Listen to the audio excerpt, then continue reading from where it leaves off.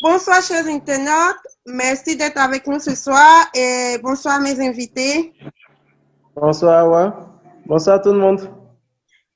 Je suis avec un invité spécial. Je vais le laisser se présenter. Je ne vais pas lui prendre cet honneur-là. Professeur, on vous écoute.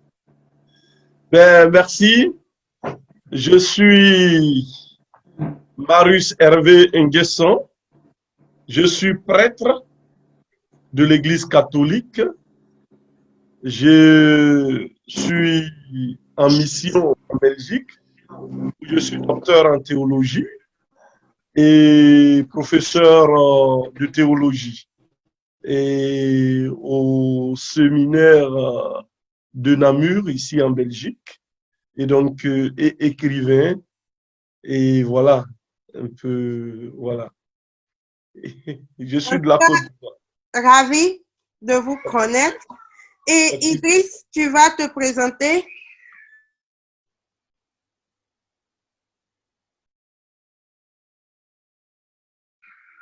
Ok, je pense qu'on a un peu perdu Idriss. Et professeur, je vais aller avec vous d'abord. Mohamed, tout le monde te connaît, on ne va pas perdre le temps sur toi.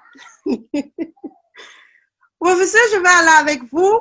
Pouvez-vous nous expliquer vraiment on connaît tous un prêtre, mais dites-nous vraiment vos rôles et vous, en tant que prêtre, tout ce que vous faites, en fait, pour la communauté chrétienne catholique. Le prêtre, c'est un fidèle qui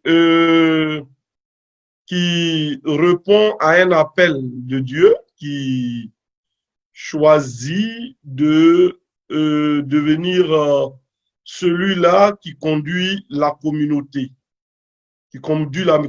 chrétienne. Donc, il fait 7 ans d'études au grand séminaire et après le bac, et il est ordonné prêtre. Il est choisi pour guider la communauté. Et donc, c'est lui qui célèbre les messes, c'est lui qui donne des conseils, c'est lui qui guide toute une communauté. Et donc, c'est cela le prêtre. Et les prêtres, les évêques, il y a l'évêque, il y a parmi les prêtres, on choisit un qui est évêque, donc qui gère beaucoup de paroisses qu'on appelle un diocèse. Donc, le prêtre, il s'engage totalement dans la vie de sa communauté et aussi de la population. Il n'est pas là seulement pour sa communauté. Il est là pour le pays, il est là pour le monde, il est là pour dire la vérité, annoncer l'évangile de Jésus-Christ, qui est l'évangile de vérité, d'amour, de rassemblement, d'ouverture. Donc, voilà son rôle. Donc, son rôle, c'est un rôle, une mission au niveau moral.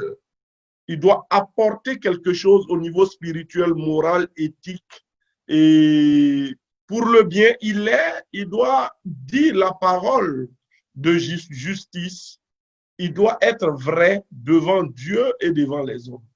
Voilà un peu la vie du prêtre. Voilà. En tout cas, merci vraiment pour tous ces détails édifiants.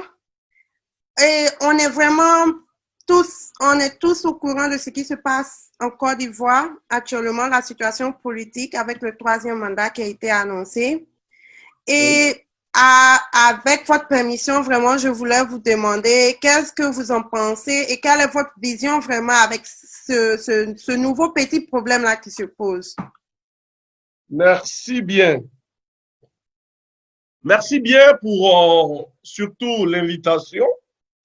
Et je salue Mohamed Dia qui m'a invité, et vous aussi, et vous, toute votre équipe, d'abord pour le travail que vous faites pour l'amour, la paix dans notre pays, dans le monde et en Afrique. Merci. Oui, sur la question du 3e mandat du président Alassane Ouattara, c'est ça, hein? Sur cette question, il faut dire que le 6 août, le président de la République s'est exprimé moi, le 7 août, j'ai écrit une lettre adressée au président Alassane Ouattara. Et vous avez vu aussi l'adresse du cardinal. La question, ce n'est pas d'être contre ou pour. La question, c'est que dit la Constitution du pays? Et qu'est-ce qui a été dit avant le 6 août 2020? En 2016, il y a eu une nouvelle constitution. Et quand il y a eu cette constitution, il y a des experts, des juristes du camp d'Alassane Ouattara, le président de la République, qui ont dit à la population ce que disaient les articles de la Constitution concernant le troisième mandat. Je prends le cas du maire Cissé Bakongo, le maire de Koumassi. Je prends le cas du ministre de la Justice. Et je prends le cas de ce juge, ce professeur Ouraga Oubou. Ce sont des personnes qui ont expliqué à la population que le président de la République il ne pouvait pas postuler pour un troisième mandat selon ce que dit la Constitution. Donc, la grand-mère au village qui ne sait pas lire le droit, les jeunes, ceux qui ne sont pas juristes, tout le monde a compris. Vous voyez, en 2016, tout le monde a compris. Et vous avez toute une population qui vivait en Côte d'Ivoire et qui avait cela en tête. Parce que le problème, il faut être vrai. Qui a été le premier à dire que le président ne pouvait pas accéder à postuler à un troisième mandat? Ce sont des experts du camp du président de la République. Et donc, il y a toute une opinion qui a évolué depuis 2016 dans cette conception des choses. Et nous arrivons en 2020. Le président de la République pose un acte fort en disant qu'il n'allait pas postuler pour le troisième mandat. Donc, juste là, pour l'opinion, il suivait ce que ses propres juristes ont dit. Et puis, il choisit le premier ministre Gon, malheureusement, qui décède. Que Dieu l'accueille dans son paradis. Et je profite pour dire Yako à sa famille, pour cette disparition brutale. Et donc, notre premier ministre meurt. Et du coup, le président, le 6 août, vient dire qu'il va postuler à un troisième mandat. Bon, selon certains, à un premier mandat de la Troisième République. Du coup, il y a des gens, vous voyez, qui se disent, mais c'est pas ce qu'on nous a dit. Voilà le problème. Et donc, il y a des gens qui se disent, mais hier, voilà ce qu'on nous a dit. Mais pourquoi aujourd'hui, on nous dit le contraire?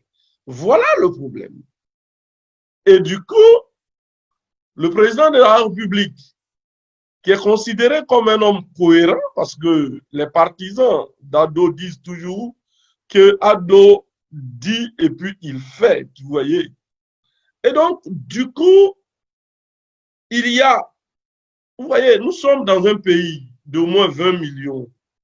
Tout le monde n'a pas la même façon de comprendre et n'est pas au même niveau de compréhension.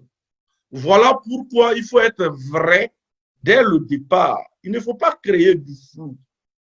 Et aujourd'hui, au niveau de l'interprétation de la Constitution, ceux-mêmes qui ont dit hier qu'ils ne pouvaient plus se représenter, disent qu'ils ce qu'ils ont dit, c'est une interprétation du droit. Donc, il n'y a pas de vérité. Il y a un flou. Et vous savez avec moi que là où il y a le flou, il y a le cafouillage, il y a le désordre. Donc, ce que moi je dis, ce n'est pas je ne dis pas le président ne peut pas ou le président peut. Je ne dis pas cela. Je dis, qu'est-ce qui a été dit en 2016? Ce qui a été dit en 2016, que cela soit appliqué. Ou bien, venez dire autre chose, mais avec des arguments. Exact. Avec des arguments. Donc, voilà, parce que le petit de la rue à Abobo ou à Yopougon qui passe, lui, il s'est dit que Alassane Ouattara, le président de la République, a dit quelque chose et puis il n'a pas respecté. Et facilement, les manipulateurs, vous voyez, les manipulateurs peuvent utiliser des choses pour créer le cafouillage, alors que c'est le flou qui nous a emmenés en 2011 à la guerre. C'est le flou qui nous a emmenés en l'an 2000 à la guerre. Si vous voyez la Côte d'Ivoire, moi j'appelle c'est un pays du flou. Tout le monde, les gens aiment mentir, ils disent pas la vérité. Regardez, en l'an 2000, oui, 2000, entre le président Robert Guéhi et le président Gbagbo, on ne sait pas qui a gagné. Personne n'a dit la vérité. En 2011, entre le président Gbagbo et Alassane Ouattara, on ne sait pas qui a gagné. Vous voyez? Donc, on ne va pas vivre dans un pays où chaque fois on est dans le flou et on ne sait jamais qui gagne, on ne sait jamais qui dit vrai. Ma grand-mère qui est au village, qui ne sait rien, ceux qui sont allés à l'école, qui sont devenus docteurs, juristes et autres, mais qu'ils soient vrais. Vous voyez, là où il n'y a pas la vérité, il ne peut pas avoir la paix. Là où il y a le mensonge, c'est le camp de Satan. Là où il y a le mensonge, c'est le diable. Vous voyez? Et donc, c'est ça. Nous autres, nous luttons pour qu'il y ait la lumière de la vérité. Parce que tu sois musulman, que tu sois chrétien, que tu sois bouddhiste, dans nos livres, aucun prophète ne dit de vivre dans le mensonge. Le prophète Mahomet, dans le Coran, n'a jamais dit de mentir. Vous voyez? Et donc, parce que le mensonge conduit à la mort, conduit à la violence. Donc, cette année, ce que nous demandons, que chacun ne regarde pas sa poche, que chacun ne regarde pas ce qu'il gagne, que chacun ne regarde pas ses comptes, que chacun regarde la vérité et puis qu'il dise sincèrement qu'est-ce que nous dit la Constitution. Voilà ce que moi je dis. Mais mon père, cela m'emmène à vraiment, je pense à une question que je vais vous demander. Je ne sais pas comment vous allez la prendre, mais je veux la poser. Vous, en tant que père, est-il approprié, c'est un mot français, non, approprié? Oui. Voilà. Est-il approprié que vous vous mêlez de la politique Très bien, merci pour la question. Vous savez, nous vivons tous dans un pays. Que tu sois imam, que tu sois prêtre, que tu sois pasteur, tu ne vis pas en l'air. Tu vis dans un pays. Et il faut la paix là où tu vis. Vous savez, il y a ce qu'on appelle la laïcité. Souvent, vous entendez, on dit, le pays est laïque. La constitution est laïque. Qu'est-ce que ça veut dire? Ça veut dire que quand on dit le pays est laïque ou bien la constitution est laïque, ça veut dire que c'est un pays dans lequel chacun peut pratiquer librement sa religion. Ça, c'est le premier élément. C'est-à-dire, aucune religion ne doit s'imposer.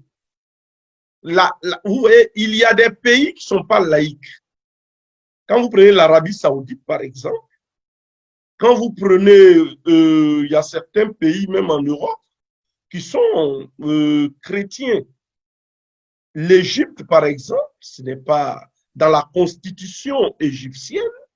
Si je me souviens bien, il y a dans un des articles, ils ont introduit la loi islamiste, ils ont introduit la religion musulmane comme la religion de l'État. Il y a des constitutions, il y a certains pays dont, dans les constitutions, on dit clairement que ce pays est soit chrétien, vous voyez, ou ce pays est musulman. Voilà, il y a des pays comme cela. Et dans ces pays-là, telle religion devient dès lors la religion de l'État. Vous voyez, c'est comme cela. Maintenant, il y a des pays laïques. Les pays laïques où la constitution est laïque, telle que la Côte d'Ivoire, c'est un pays dans lequel l'islam, les musulmans peuvent pratiquer librement leur religion, les catholiques peuvent pratiquer leur religion, les bouddhistes peuvent pratiquer leur religion librement. Et l'État ne peut pas imposer un imam. Vous comprenez? L'État ne peut pas dire, moi c'est cet imam-là que je veux, ou c'est ce prêtre-là que je veux. C'est-à-dire, l'État ne s'ingère pas dans l'organisation de la communauté musulmane et des chrétiens. Tant que ces communautés ne dérangent pas la vie de la population. Si tu es imam ou prêtre et dans ton église ou mosquée, tu demandes qu'on tue les gens, là, l'État va intervenir parce que là, ce que tu dis ne va pas dans le sens de la religion. Maintenant, au niveau politique, quel est le message de l'Église? Le message de l'Église touche l'homme, veut que l'homme soit bien. Le message de l'islam aussi veut que l'homme soit bien. C'est le message. Donc, maintenant, si on est dans un état où les gens sont en train de s'apprêter pour aller s'entretuer, est-ce que le prêtre doit se taire? Est-ce que l'imam doit se taire? C'est ça le problème, parce que le message du religieux, c'est pour que nous vivons dans la paix.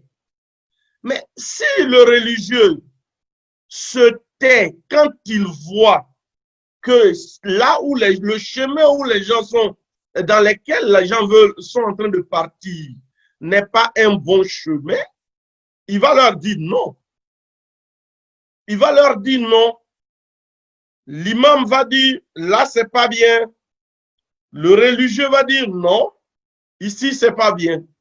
Donc, le religieux, il n'est pas là pour dire que les catholiques votent telle personne, non. Il n'est pas là pour dire que le président de la République doit donner forcément telle somme aux catholiques, non. Il n'est pas là pour dire le président de la République doit chaque matin faire ceci, faire cela. Non, le président de la République n'est pas soumis à une religion. Il n'est pas soumis à une religion. Maintenant, si le religieux voit que son pays est en train de virer dans le mal, s'il se tait, il devient complice. S'il se tait, il devient complice. Si le religieux n'est pas capable de dire que le rouge est rouge, le vert est vert, qui va dire? Vous voyez? Et donc, le religieux, son rôle, c'est d'éclairer.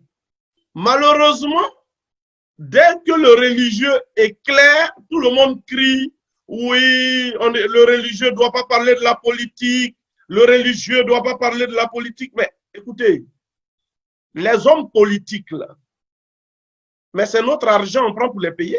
Il y a l'argent du musulman, il y a l'argent du chrétien. Écoutez, quand il y a la guerre, tout le monde, quand il y avait la guerre en Côte d'Ivoire en 2011, les gens étaient cachés dans les mosquées. Moi, j'ai des amis imams qui donnaient à manger à des réfugiés dans les mosquées. Il y a les gens qui étaient réfugiés dans les églises.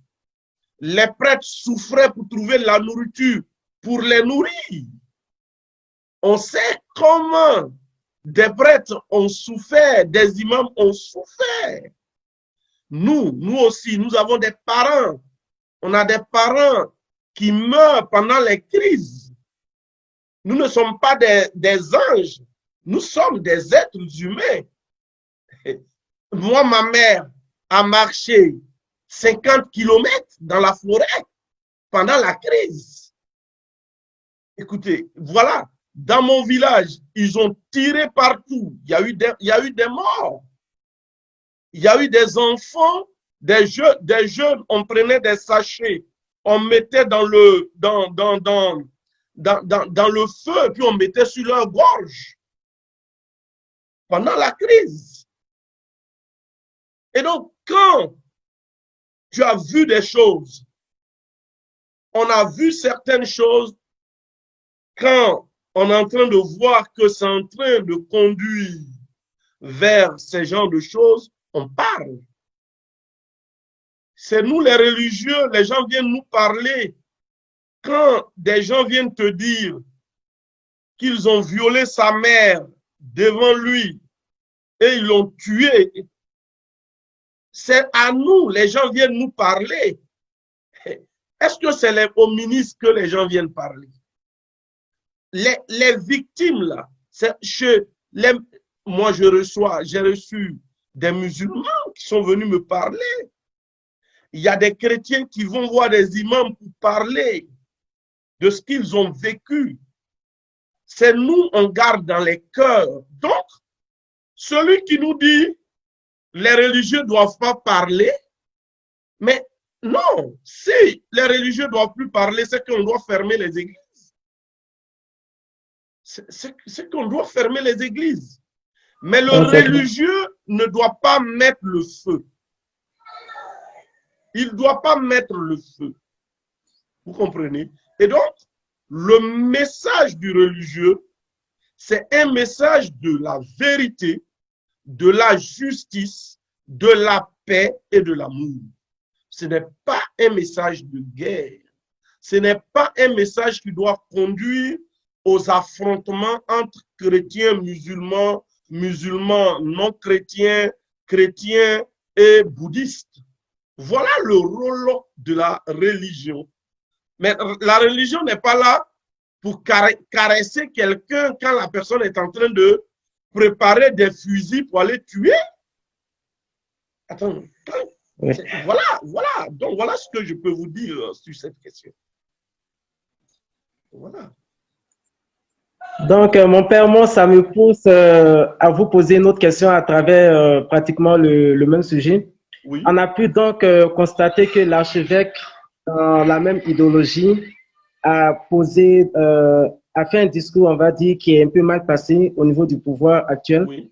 Donc, j'aimerais savoir si vous pouvez nous en dire un peu plus et par la suite, si vous pouvez un peu décortiquer les conséquences qui ont suivi cela. Très bien. Vous savez, dans tout le monde entier, les évêques ont toujours parlé. Au Congo, en République démocratique du Congo, il y avait Monseigneur Malula et Mobutu Sese Seko. Mobutu, dans sa dictature, au moment où il a fait taire tous les opposants, c'est l'archevêque, le cardinal Malula, qui s'est opposé à Mobutu. Il dit non, tu déconnes, ici, c'est pas bon. Même en Côte d'Ivoire, Houphouët-Boigny, le président Houphouët-Boigny, et je pense que son opposant, son premier opposant, fut le cardinal Yago. C'est les deux de 1960 jusqu'à ce qu'il meure. Houphouët-Boigny savait que il y a des actes qu'il ne pouvait pas poser. S'il pose, le cardinal va réagir. Vous voyez, ça a été toujours comme cela. Même au Bénin, c'est Monseigneur de Souza qui a dirigé ce qu'on appelait la conférence nationale. C'est Monseigneur de Souza. Et donc, même en Guinée, le cardinal Sarah, en Guinée, face à Sékou Touré, au Burkina, même chose. Les évêques ont réagi face à Blaise Compaoré. Kabila, fils. Ce sont les évêques qui ont dit à Kabila, tu ne peux plus continuer. La constitution te bloque.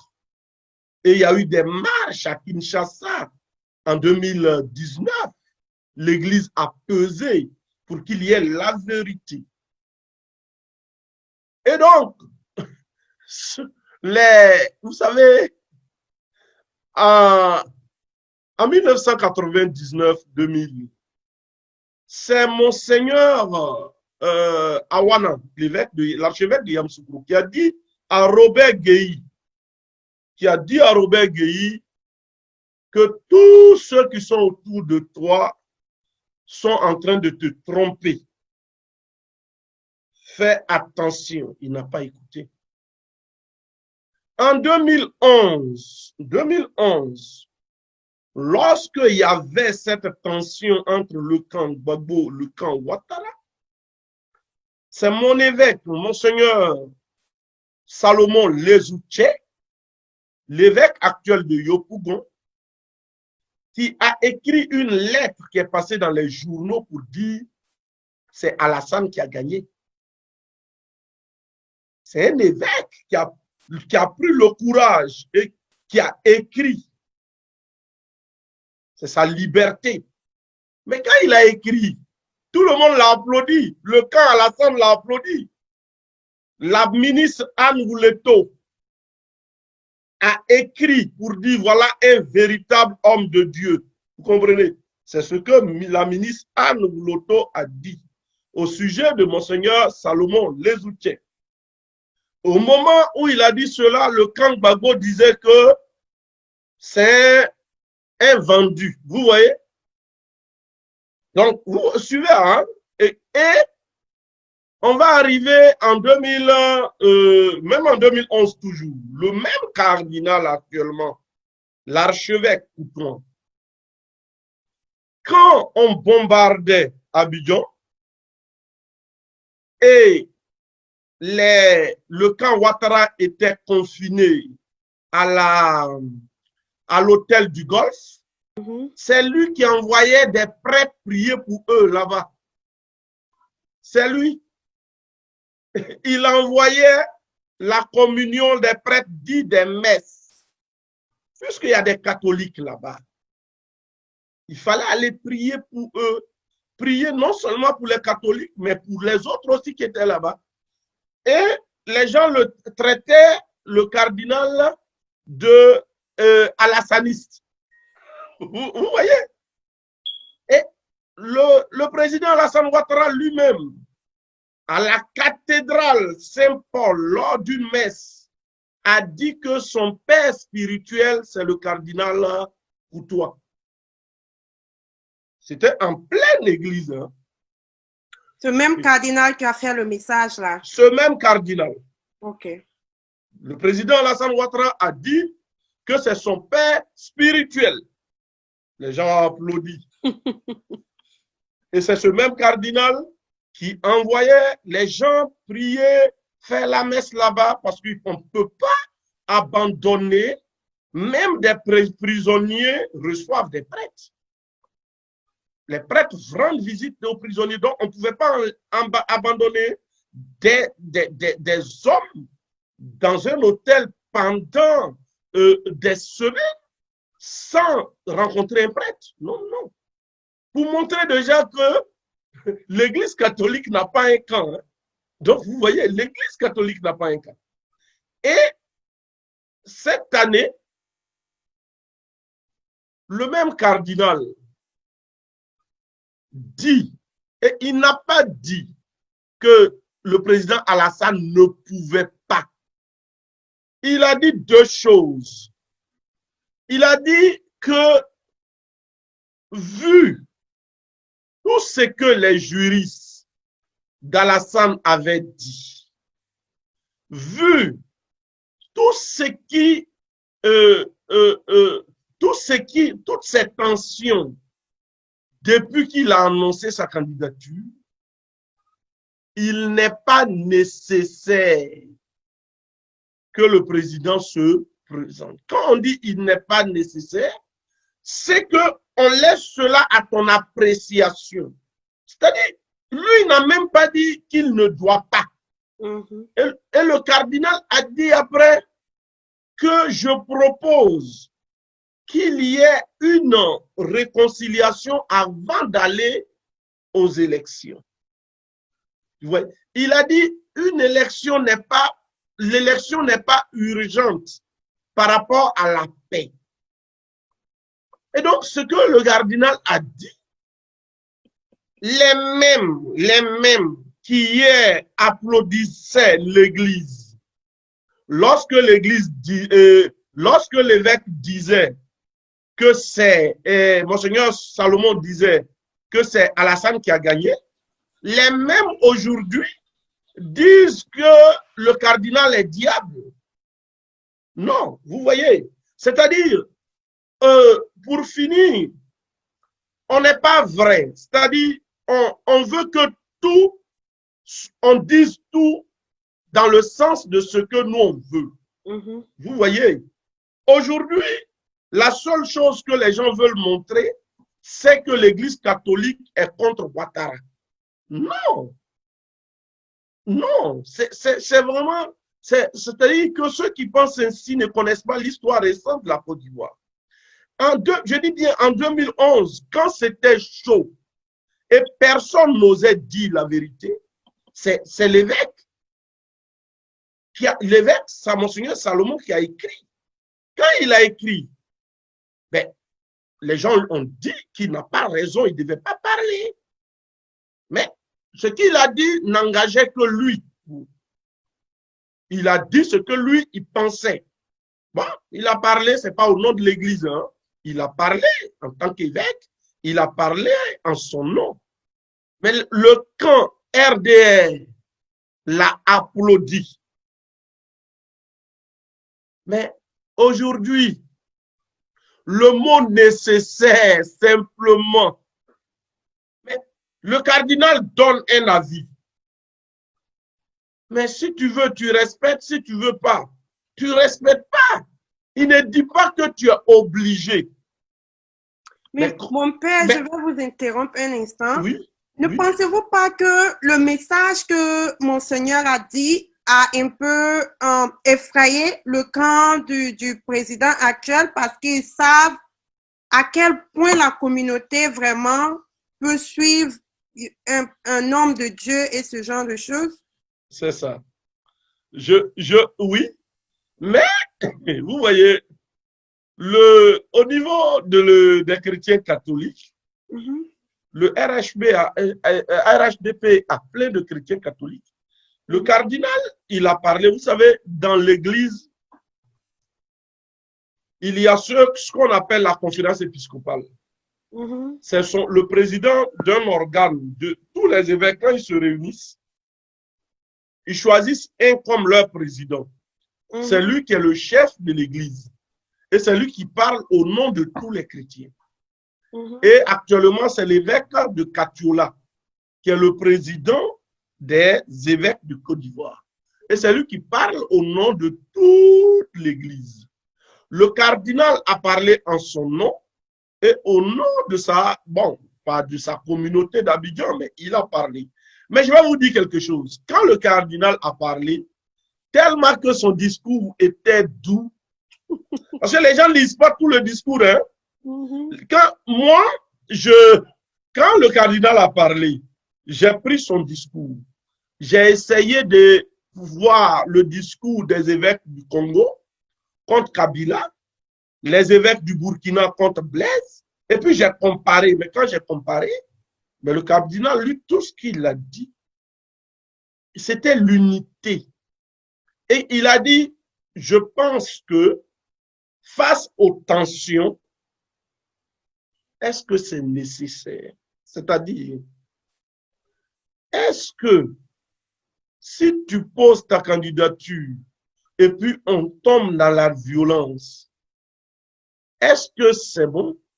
Est-ce que tu ne peux pas te retirer et conduire les choses?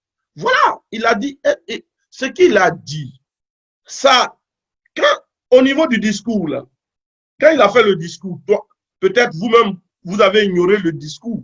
Le discours n'était même pas, les gens n'ont même pas parlé trop de ça.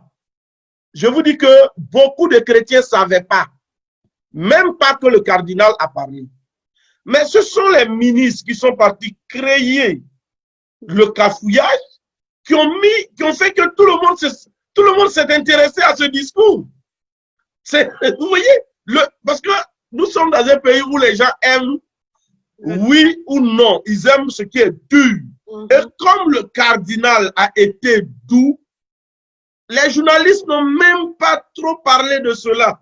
Vous voyez, même la RTI a repris le discours du cardinal. J'ai suivi à la télévision. Vous pensez que si le discours du cardinal était un discours guerrier, la RTI allait reprendre? Non. Moi, j'ai suivi la RTI. La RTI a repris le discours, seulement la RTI a sauté la petite partie où le cardinal a dit ce n'est pas nécessaire, puis où il a dit oui, c'est ça qu'ils ont sauté. Sinon, ils ont repris tout le discours. La journaliste a commenté. Et puis, le ministre Adjoumani et son groupe sont partis sur place. Mais dès qu'ils ont fait cela, tout le monde a cherché à comprendre ce que le cardinal a dit. Vous voyez? Et donc, ce que le cardinal a dit, le cardinal n'a pas dit les catholiques, je vous invite à ne pas suivre Ouattara. Il n'a pas dit ça. Il n'a pas dit ça. Le jour où il dira cela, là, on va me dire, si vous me dites que le cardinal est en train de faire la politique, là, je vais dire oui. Oui, parce que ça, il ne peut pas faire. Chaque catholique est libre. Chaque catholique est libre de choisir qui il veut lors des élections. Vous comprenez? Donc, le message du cardinal, les catholiques ne sont pas des chrétiens qui suivent bêtement quelqu'un. Non, non, non, non. Nous suivons les évêques, nous obéissons aux évêques, mais les évêques sont éclairés, ils ne vont pas se lever un matin pour dire allez ici obligatoirement, non. Donc c'est pour cela que j'ai aimé le discours du cardinal personnellement, parce que c'est un discours, imaginez-vous, quelqu'un dit la paix avant les élections, qu'est-ce qu'il a dit de nous? Quelqu'un dit réconcilions-nous avant d'aller aux élections. Mais attends, je ne vois pas ce qui est mauvais. Quelqu'un dit Asseyons-nous, entendons-nous avant d'aller aux élections pour ne pas retomber à la violence de 2010-2011. Qu'est-ce qu'il a dit de mauvais? Quel est le président de la République qui sera heureux d'être élu le 31 octobre dans la violence, s'il y a la violence? Ça même. Vous voyez, et regardez toujours en Afrique, quand un président vient au pouvoir, il doit passer son temps aux jeunes, prière, journée de jeûne, prière pour demander pardon, réconciliation, au lieu de construire le pays. Mais puisque chaque fois, ils viennent au pouvoir dans la guerre. Donc, tu as 5 ans pour tourner, pour demander pardon, pour te justifier, pour créer toujours un comité de réconciliation. On n'en a pas besoin. Non. On n'a pas besoin. On veut travailler. Tu viens au pouvoir, le pays en paix, tu travailles. Vous comprenez?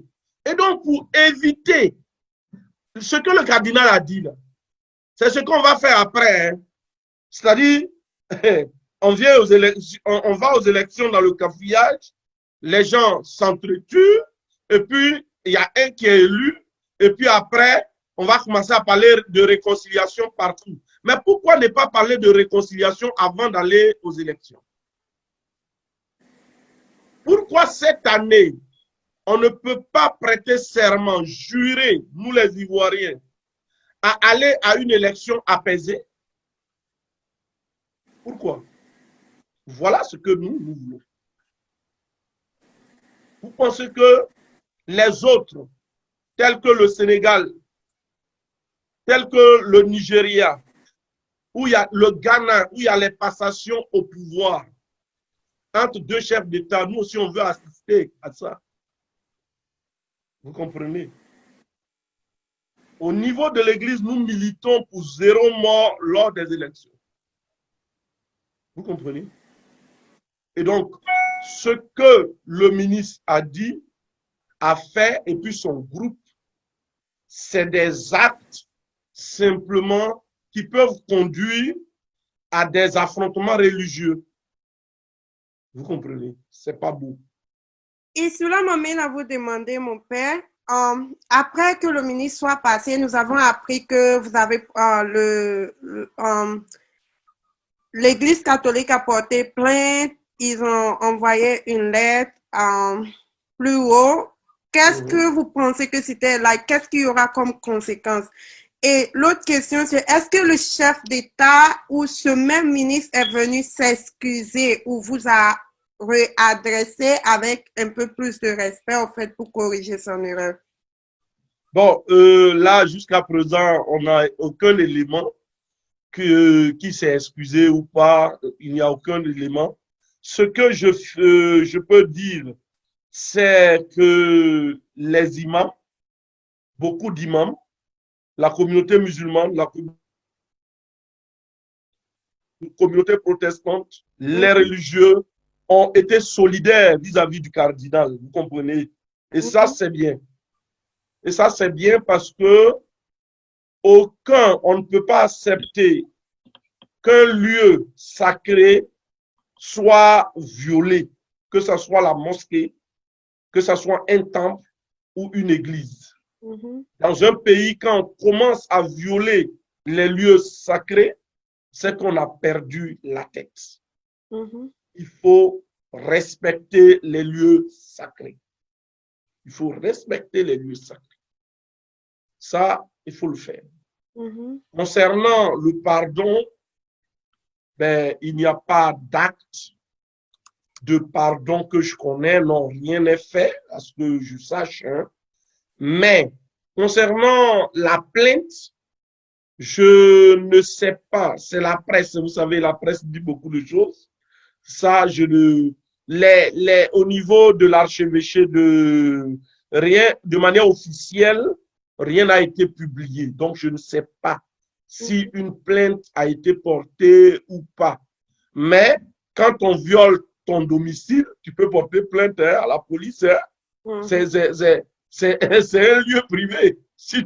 Donc, le cardinal est libre de porter plainte à la police ou d'aviser même, le nonce apostolique ou le Vatican. Ça, c'est vraiment sa liberté. Il peut ne pas porter plainte. Il peut pardonner. Vous savez, c'est un père. Le cardinal, c'est un papa.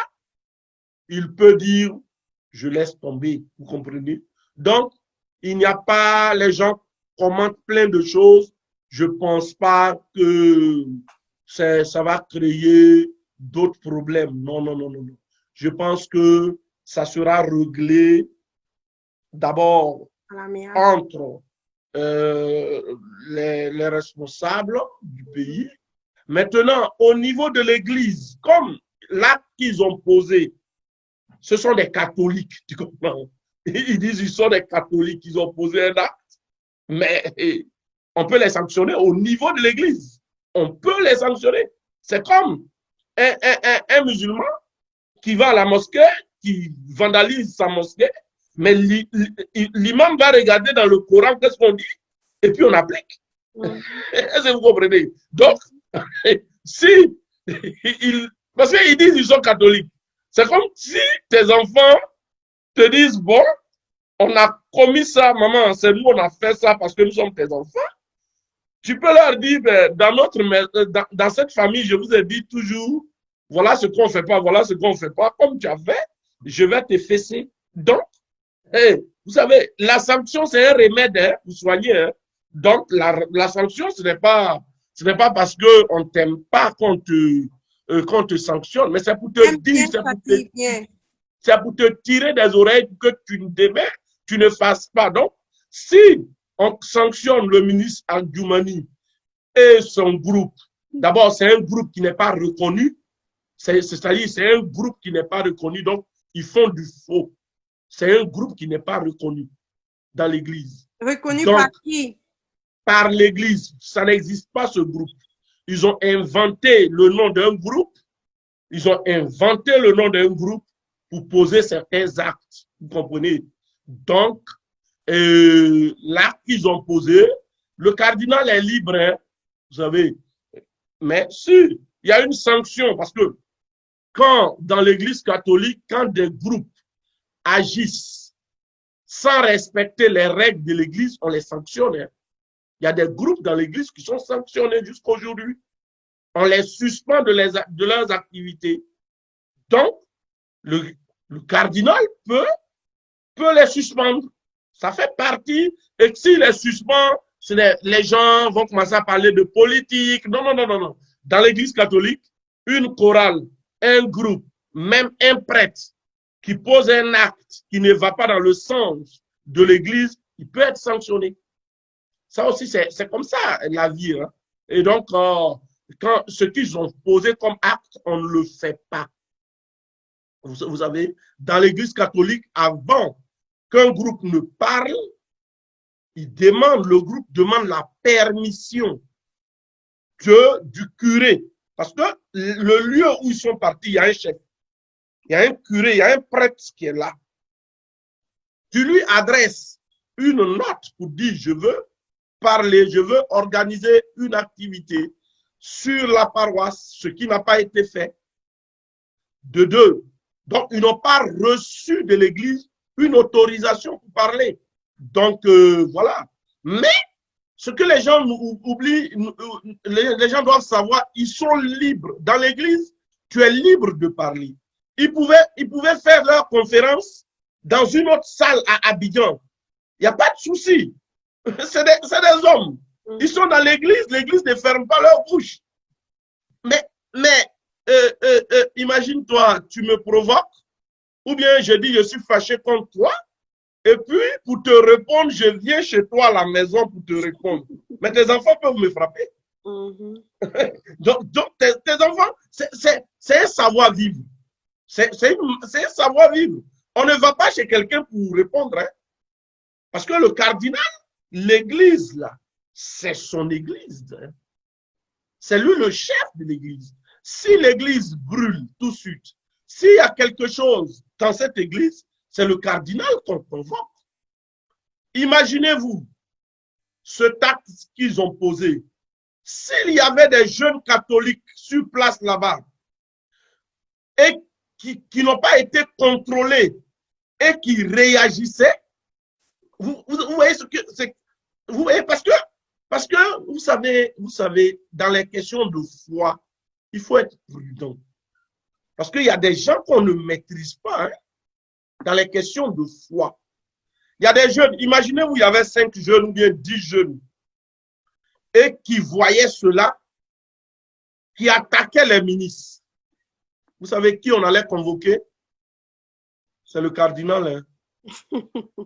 L'État de Côte d'Ivoire allait le convoquer. Parce que il a laissé dans son église, il y a eu peut-être blessure, il y a eu... Donc, vous voyez, voilà pourquoi la sagesse voudrait qu'on ne pose pas ces gens d'actes. Comprenez? On ne dit pas à quelqu'un, même le pape quand il parle, quand il finit de parler, toi le fidèle, normalement, tu dois obéir. Mais si tu dis que tu n'obéis pas, tu parles. Mais si tu dis, bon, moi, je vais aller jusqu'à là où il était assis. Parce que leur idée, c'était de rentrer dans la salle de conférence, s'asseoir là où le cardinal était assis pour répondre. Voilà c'est ce qu'on a lu. Et comment n'ont-ils pas eu accès à cette salle? Mais c'est parce que selon les propos que nous avons reçus par la presse et selon les témoignages, mais ça a été dit que c'était des femmes du Zanzan qui allaient se réunir et ils ont loué la salle de réunion parce qu'ils connaissent le lieu où le cardinal a parlé, c'est une salle de conférence où toi tu peux louer pour aller faire mener une activité. Donc, ils ont dit, les femmes du Zanzan. Et puis, l'heure arrive, selon ce que nous avons appris, selon ce que la presse a publié et les témoins, ben, ils ont dit que, bon, c'est les femmes des Zanzan. Maintenant, on ne trouve pas des femmes des Zanzan.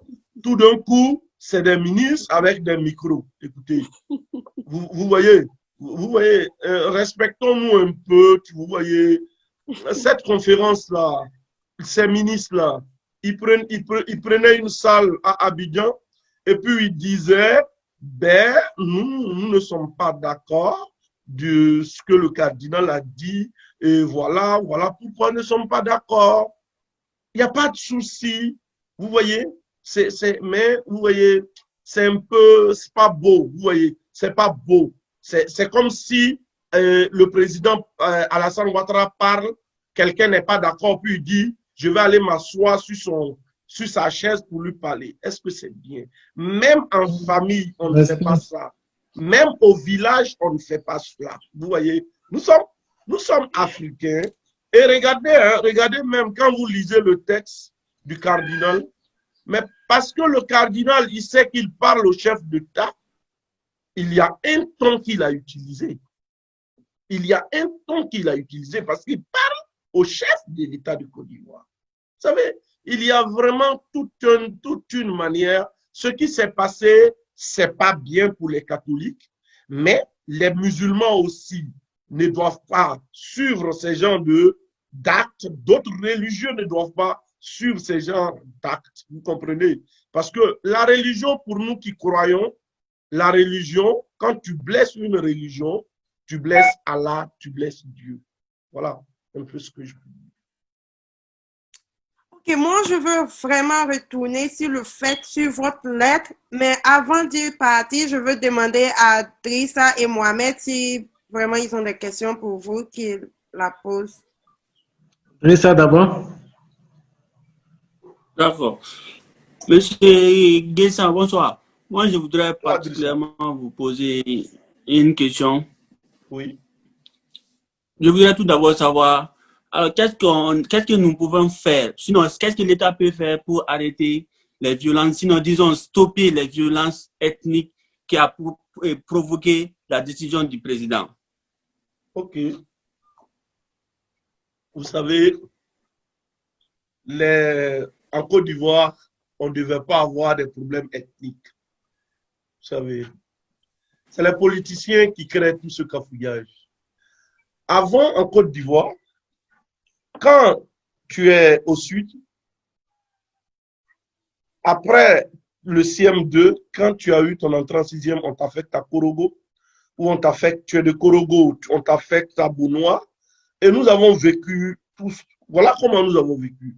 Moi, je suis à Bidi, je suis de Sikensi, mais j'ai fréquenté à Boisflé, j'ai continué à Katiola, j'ai continué à Katiola, et je connais mieux Katiola que chez moi.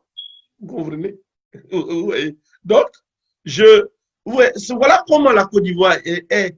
Ce qui fait que moi, j'ai eu pour tuteur à Boisflé des Aoussa.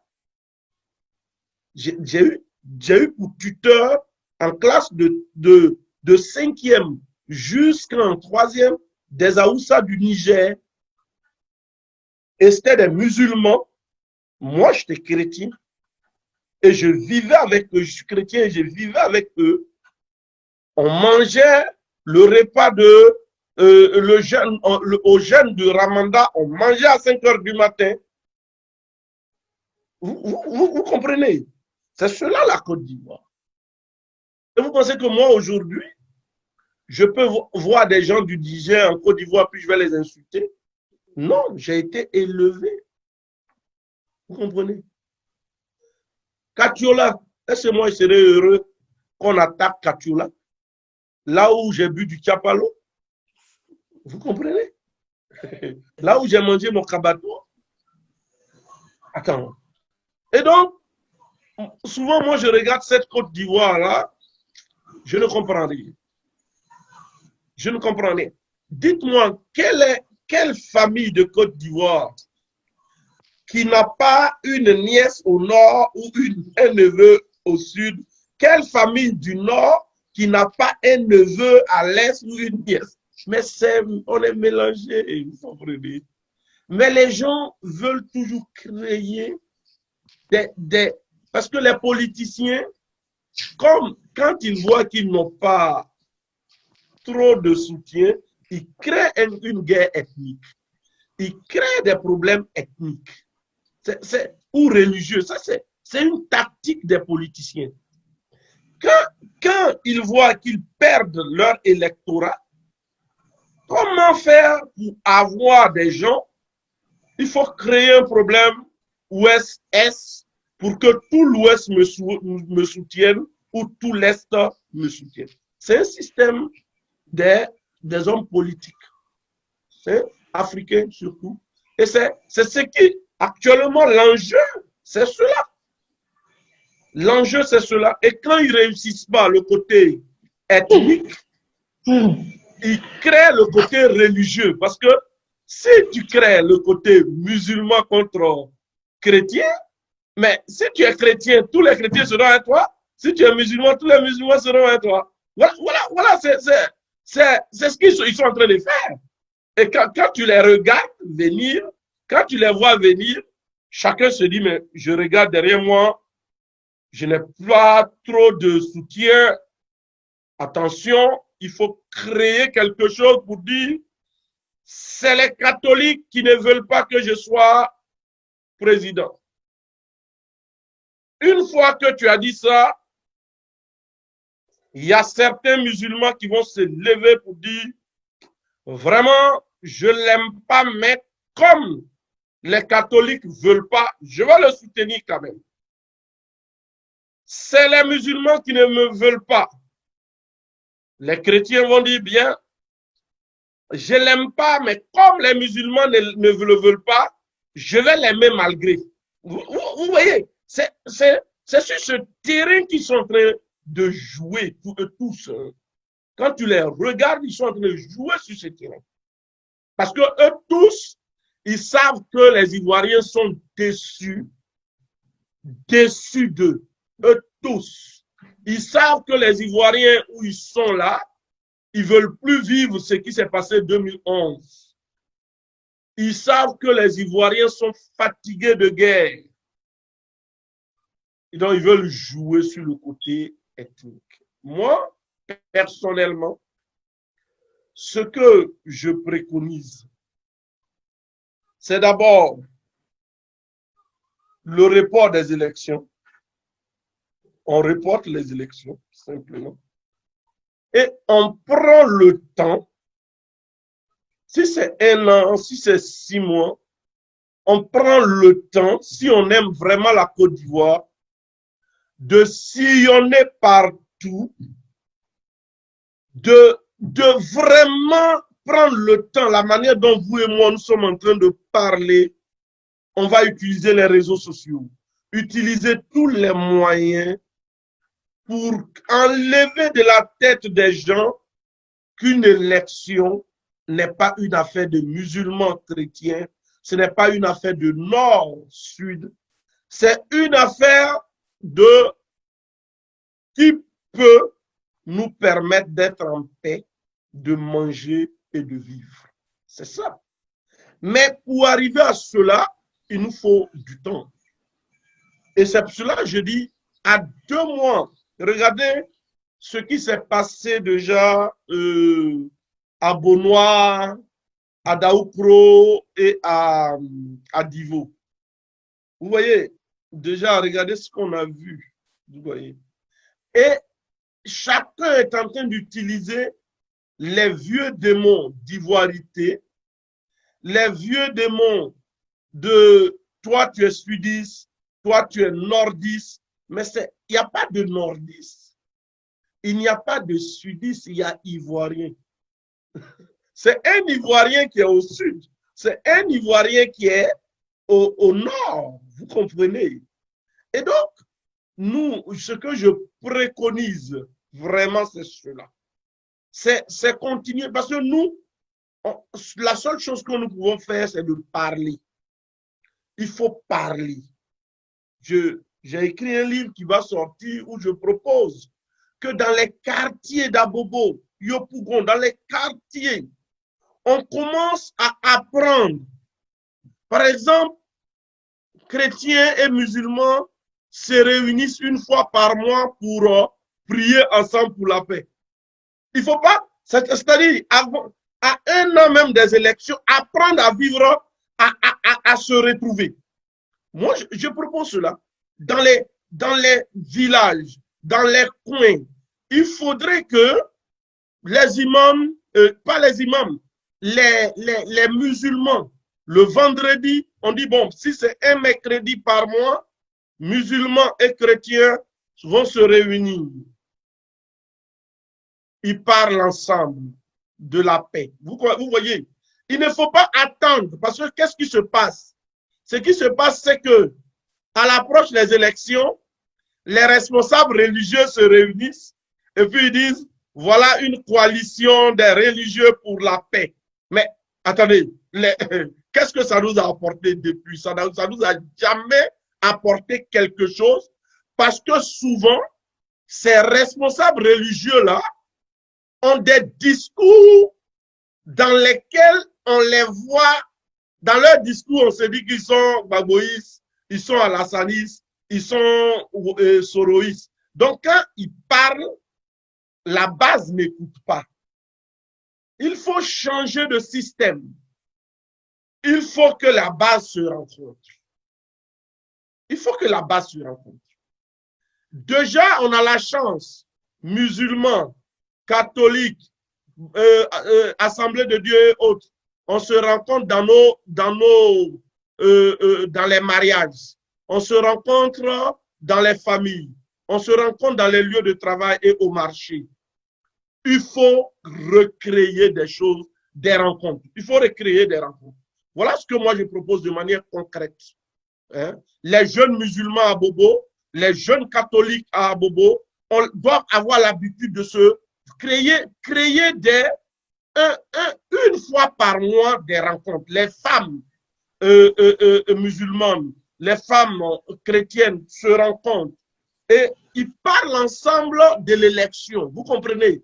Ils parlent ensemble de comment on va faire pour que nos enfants grandissent. Ils parlent ensemble de l'école. Ils parlent ensemble des choses qui sont vraies et bien. Vous comprenez? Voilà ce que moi je propose.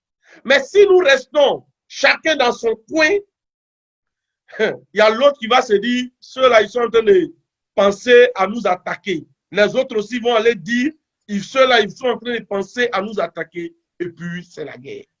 Donc, voilà ce que moi, je propose. Mais mon père, moi, je voulais ajouter que je pense que ce problème-là, il n'est pas vraiment comme avant. Il n'est plus comme avant parce que avec les réseaux sociaux et puis ce que tout le monde a vécu, je pense qu'on a tous tiré une grande leçon. Et même si ce cours réussit, vraiment, il ne réussira pas comme il a été dans le passé parce que les gens maintenant comprennent plus le sens de oh, chacun a sa religion, mais ça n'a rien à voir avec notre vision.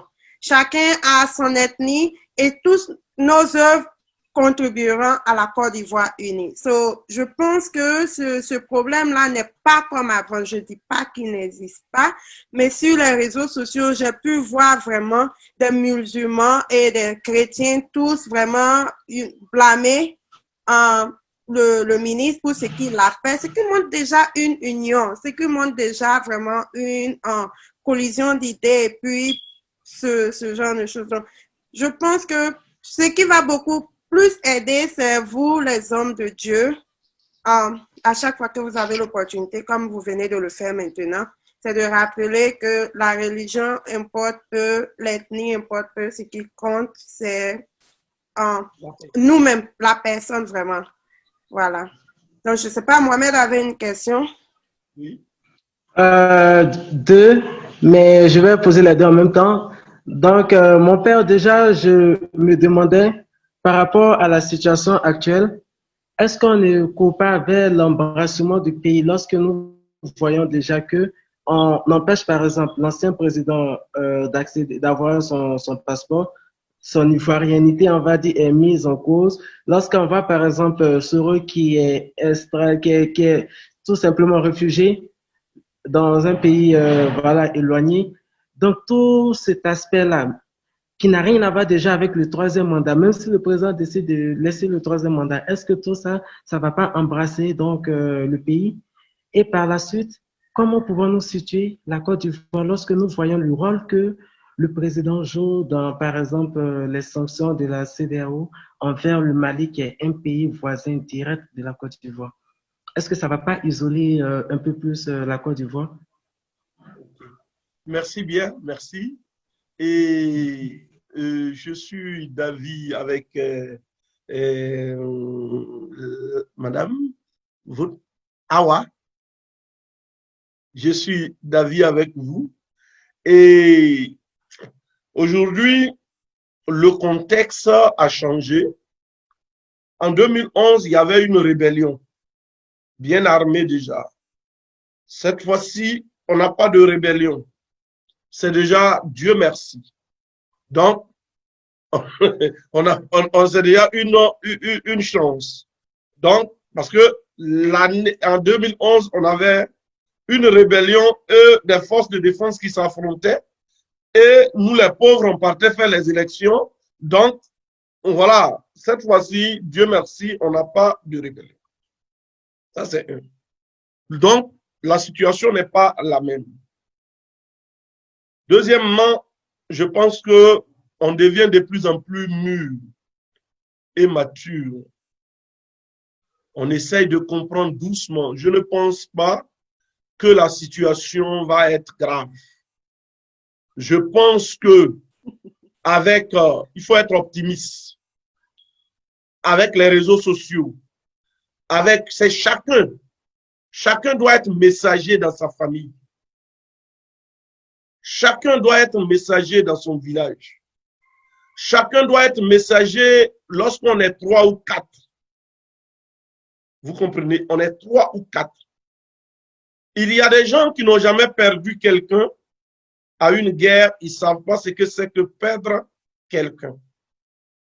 Ils ne savent pas. Il y a des gens qui ne savent pas ce que c'est que perdre quelqu'un à une guerre. Et donc, il y a des gens qui ne savent pas ce que c'est que, qui n'ont pas vu la guerre. Ils parlent beaucoup. Vous voyez? Les conséquences de la guerre, ça ne se passe pas en 2 jours. Ça peut rester éternellement. Voilà pourquoi les blessures de la guerre, vaut mieux de les éviter. Déjà, on a des blessés de guerre, des blessures à guérir chez des populations, chez des personnes. Depuis 2010, je peux dire même depuis 2000, depuis 1999 jusqu'à aujourd'hui, on n'a pas encore pensé leurs blessures. Il ne faut pas ajouter. Il ne faut pas ajouter.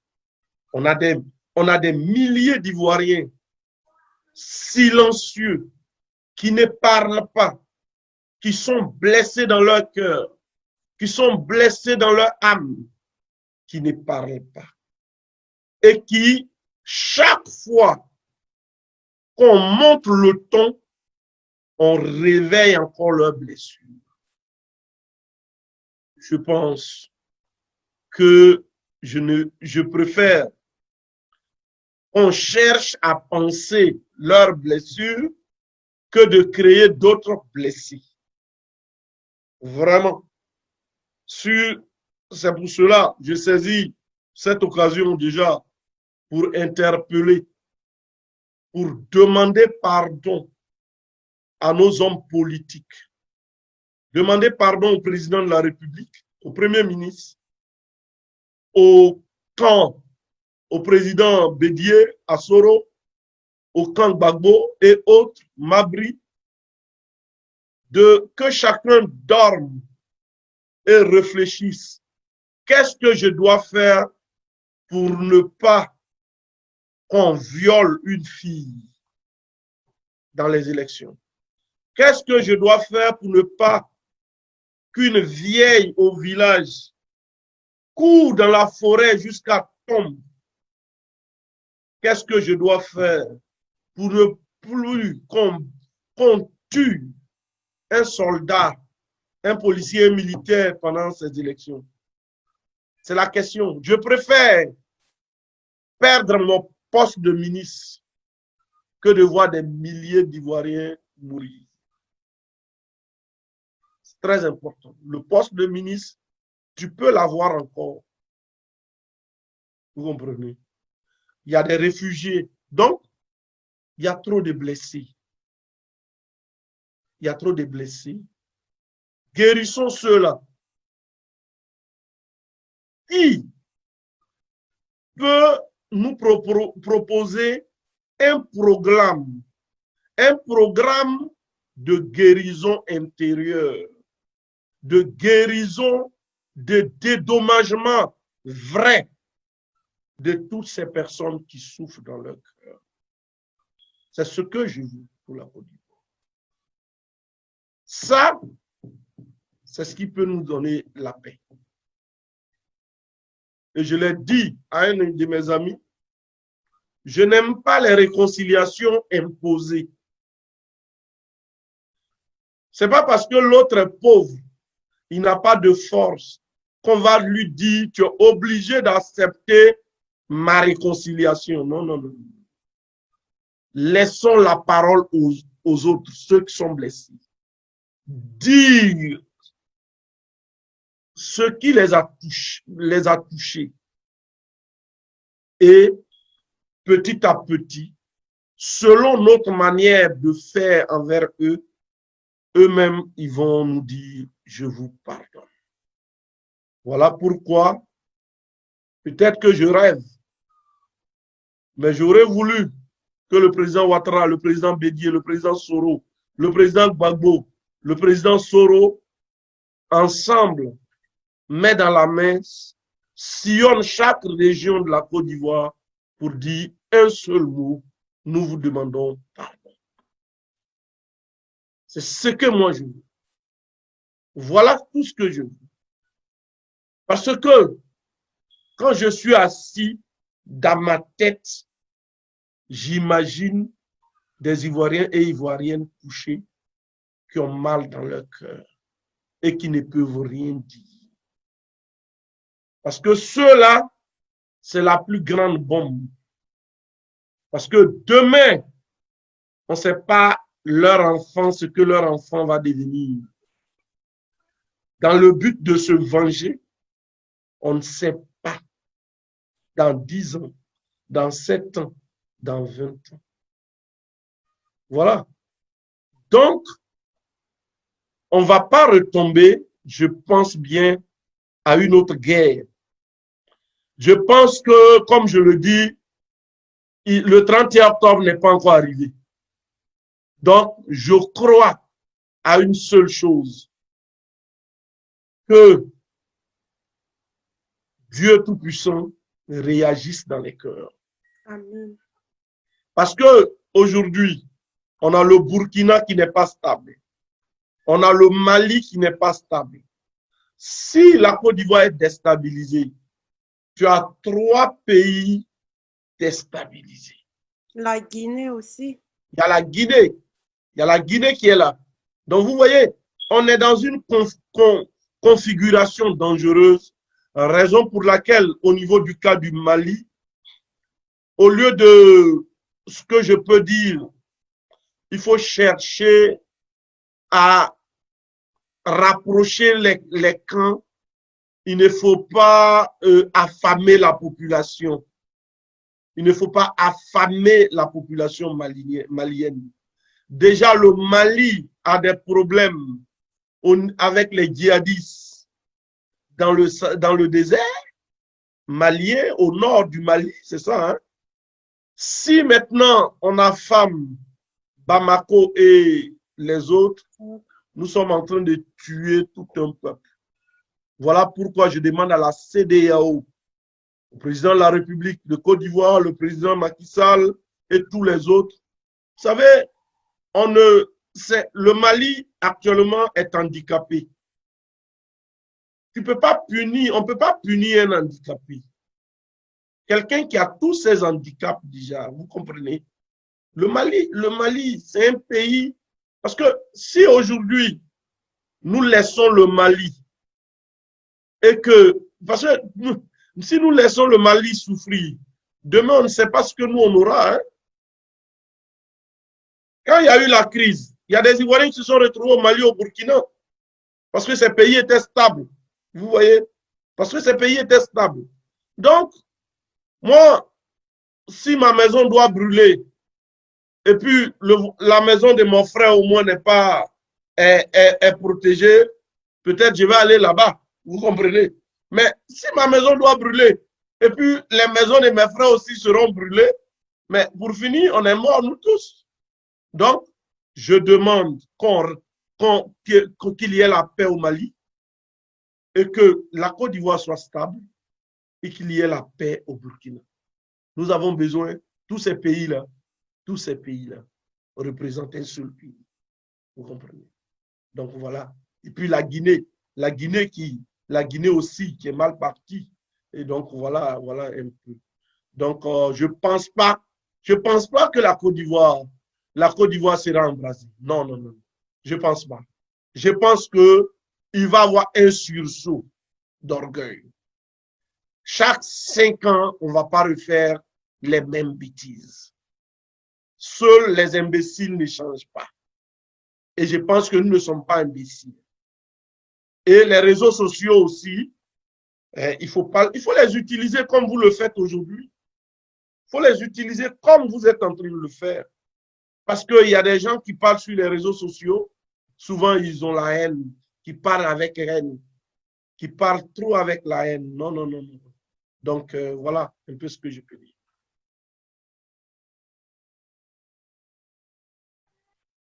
En tout cas, merci pour tous ces mots et on espère vraiment que tout le monde sera touché par ce que vous avez dit. Vous avez dit tellement d'importantes choses et vous avez dit tellement de choses vraies et touchantes que moi, personnellement, je n'ai rien à rajouter. Chaque mot était où il fallait être. Je ne sais pas si Mohamed a quelque chose à rajouter ou Trissa, je ne sais pas. Ah, après, remercier mon père parce que là, il a vraiment fait un effort, un grand sacrifice pour le bien de tout un chacun. Donc, le remercier ainsi qu'Idrissa aussi qui nous a tenu compagnie. Et on espère vraiment que la prochaine fois, on pourra parler d'autres termes qui ne sont pas forcément des termes de conflit, tout simplement. Et mon père, vraiment, je vous remercie pour tout ce temps que vous nous avez consacré. Je vais vous demander votre mot de fin, si vous en avez un. Merci à Idrissa, Awa, Mohamed. Quand il m'a contacté, ben, partout où on doit parler de la paix, parce que peut-être ce que nous sommes en train de dire aujourd'hui, peut-être quelqu'un peut entendre un mot et puis dire ce que je voulais faire, je laisse tomber. Voilà, voilà, c'est ça. Tout ce que nous faisons là, c'est pour qu'il y a quelqu'un, peut-être, ça peut toucher quelqu'un. Et donc, c'est à vous le remerciement. Je pense que se retrouver comme ça, c'est ça, c'est ça. C'est tellement beau ce que vous venez de faire. Et c'est, comme je disais tout à l'heure, c'est chacun dans sa famille. Chacun, quand on est 4, qu'est-ce qu'on dit? Quand on est 5, qu'est-ce qu'on dit? Vous voyez? C'est ça. Parce que toujours on dit, bon, que les gens parlent, non. Mais on parle à 4. Si chacun, on s'en va manger garba, on est 5, on parle de paix. L'autre s'en va, vous partez boire du vin, vous parlez de paix. Ça va envoyer la paix. Mais si dans les couloirs déjà, on dit, il faut tuer Gbagbo, il faut tuer Alassane, il faut tuer Wogusoro, si on se retrouve, vous voyez, la paix commence dans les esprits. La paix et la guerre aussi commencent dans les esprits et dans les paroles. Parce que à force de dire, faut le tuer, déjà à la télévision, quand tu le vois là, qu'il meurt. Mais c'est une manière de dire que si j'ai l'occasion, je vais le tuer. Voilà. Et donc, il faut bannir certains propos dans notre pensée, dans notre être. Et donc, moi, je vous félicite. Là, ce n'est pas la RTI, ce n'est pas une grande chaîne, ce n'est pas RFI, mais c'est des jeunes, des Ivoiriens qui ont dit, ben, on prend une soirée, on parle de paix. Et voilà, c'est ça c'est important. Moi, je suis tellement content parce que quand il m'a contacté, je dis, mais c'est quelle chaîne? Mais voilà, après, je lui ai demandé, mais c'est quoi? Il m'a dit, non, c'est un petit groupe. C'est la première fois qu'on m'invite comme ça, hein. C'est la première fois. Et je suis content. Chaque fois que vous aurez besoin de moi, n'hésitez pas de me contacter. Je vous consacrerai toujours mon temps. Parce que notre travail, c'est ça. Nous autres, on a choisi de parler. On n'a pas de fusil. Le meilleur fusil, c'est la parole. Et en faisant cela,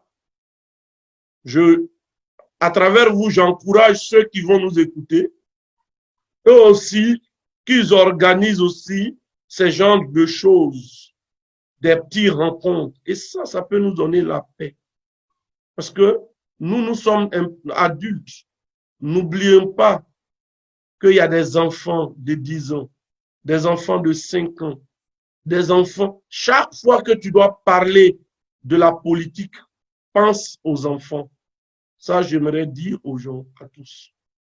Chaque fois que tu parles, est-ce que ce que je vais dire, ça peut aider mon enfant, l'enfant de mon frère, les petits-enfants qui sont à la maternelle? Voilà. On ne veut plus de cette Côte d'Ivoire où les gens n'avaient plus de pain pour manger. On ne veut plus de cette Côte d'Ivoire où les gens cherchaient des guérés. De cette Côte d'Ivoire où on cherchait qui est doula. De cette Côte d'Ivoire où on cherchait qui est musulman. on veut une Côte d'Ivoire, regardez simplement comme un match de football d'éléphant, où on a Zoro Mark, on a Drogba, on a Yaya, on a tout le monde, et puis on est content. Vous voyez, je veux une Côte d'Ivoire où moi je m'en vais dans mon Catiola pour boire mon chapalo, où on est partout. Donc arrêtons cette Côte d'Ivoire du Nord, cette Côte d'Ivoire du Sud qui n'existe même pas, parce qu'il n'y a qu'une seule Côte d'Ivoire. Donc, je vous remercie et que Dieu vous bénisse, qu'Allah vous accompagne et que vous prospérez dans ce que vous faites et que ce que vous ressentez dans vos cœurs, que Dieu lui-même vous guérisse et vous bénisse. Et tous ceux qui vont vous écouter, qu'ils écoutent une seule parole, la paix. La paix. Rien que la paix. Rien que la paix. Si hier, tu as eu à mal faire, cette année, Dieu te donne l'occasion de changer. Toi qui es soldat, toi qui es bagboïs, toi qui es... Je préfère un mot. Je ne préfère pas Alassane ou rien, Gbagbo ou rien, Bédié ou rien. Je préfère la paix ou rien. Voilà. Voilà ce que je vous demande. La paix ou rien. Merci bien. Merci. C'est bien dit d'ailleurs. Le temps ne nous a pas permis de parler de votre livre, mais... Oui, prochainement. Voilà. C'est quand la sortie du livre? Normalement, ça va sortir début octobre. Mais le titre, c'est Africain, tendez l'oreille. OK. Africain, tendez l'oreille et réflexion sur une nouvelle Afrique à la lumière de l'Évangile. Donc, c'est un livre dans lequel tout ce qu'on vient de dire, c'est ce que je dis dedans dans le livre. C'est la paix en Afrique, l'amour en Afrique. C'est tout. Donc, on vous aura encore peut-être une semaine avant la sortie pour y en parler. Il n'y a pas de souci. Vraiment, mes frères, ma soeur, merci. Et bonne soirée à vous. Bonne soirée à vous. Merci bien. Merci à tout le monde de nous avoir suivis. C'était mon frère Hervé. C'est ça.